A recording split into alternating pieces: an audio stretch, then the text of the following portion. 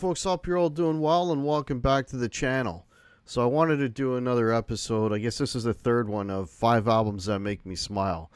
Now, all these albums have one thing in common. I was exposed to them all when I was younger.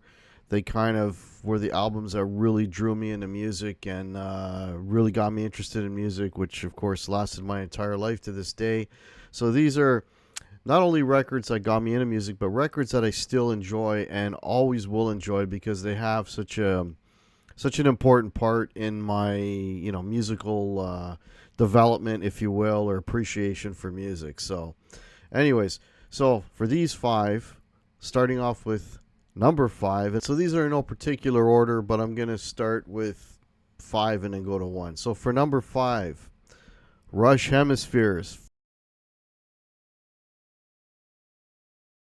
First Rush album I ever bought, absolutely blew me away. Cygnus X1, Book 2, Hemispheres, whatever you want to call it, that insanely awesome 18 minutes of side 1, just fantastic. I always preferred it over 2112. I know 2112 is, the more popular one, but there was something about the riffs and some of the sections in Hemispheres that I just preferred.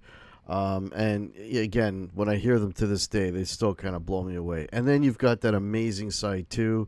You've got the Trees, Circumstances, and then my favorite Alex Lifeson guitar performance of all time in La Villa Strangiato. I mean, you can't go wrong. This record, it's my favorite Rush record. It's the first Rush record I ever got, and turned me into a lifelong Rush fan. So there you go. Rush Hemispheres for 5. All right, for my 4th one. Again, this is a first album I ever bought from the gentleman Ted Nugent, and the album is Scream Dream.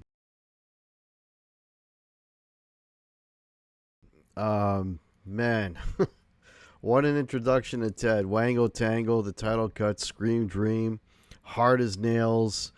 What else you got in there? Flesh and Blood, Terminus, El Dorado. Like, just, the sense of humor, Spit It Out, which lyrically right on Ted. I mean, it's just, it's a funny record. And it's all, Ted attitude and Ted guitar playing and just really, really cool. And the title cut especially, I always really liked Scream Dream. Really cool song. So there you go, number 4. Scream Dream by Ted Nugent. All right, number 3, another first album that I ever bought by Van Halen. And the record is Woman and Children First.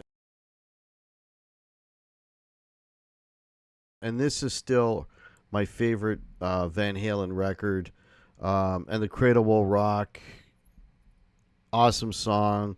Romeo's Delay, take my whiskey home, or Take Your Whiskey Home. One of those, great song. I mean, it's just, what's that other one? Everybody Wants Some. I mean, it's just, these guys are just rocking out. The album sounds huge. The guitars sound big and heavy. Dave is Dave, with all the ad libs and the ow, ow, every 2 seconds. I mean, it's just a really good, fun record. I really, really dug it. It had that big fold-out poster of Dave chained up to a fence, the whole rock star thing. When you're a, what would I have been, 12, 13-year-old kid or whatever, this just record and the whole image of Van Halen and the heavy guitar is just awesome and made me a Van Halen fan. So there you go. All right, so for number 2, this is an album that I was just talking about on the show with Pete and Martin the other day. BTO, man, Not Fragile. I can't remember if this is the first or second record of theirs I bought.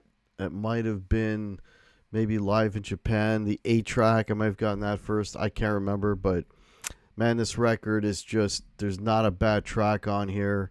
You got these just big, awesome, heavy riffs, Roll On Down the Highway, Secondhand, Sledgehammer, and then just a big monster title cut, Not Fragile, giving it all away. I mean, there's not a bad track on this. It's just really cool, heavy guitar, C.F. Turner screaming at the top of his lungs. Love every track on this record. It's my favorite BTO record. I think it's their most popular record. But man, Not Fragile. That's a record that still makes me smile to this day. All right. And for my last, or number one, but we're not ranking these. But my last one I want to talk about is my very first exposure to Aerosmith, and it was on an 8-track tape in a Trans Am. I'm not kidding you. 1978, I think. My uncle's Trans Am, and he pops in Toys in the Attic by Aerosmith. Holy shit.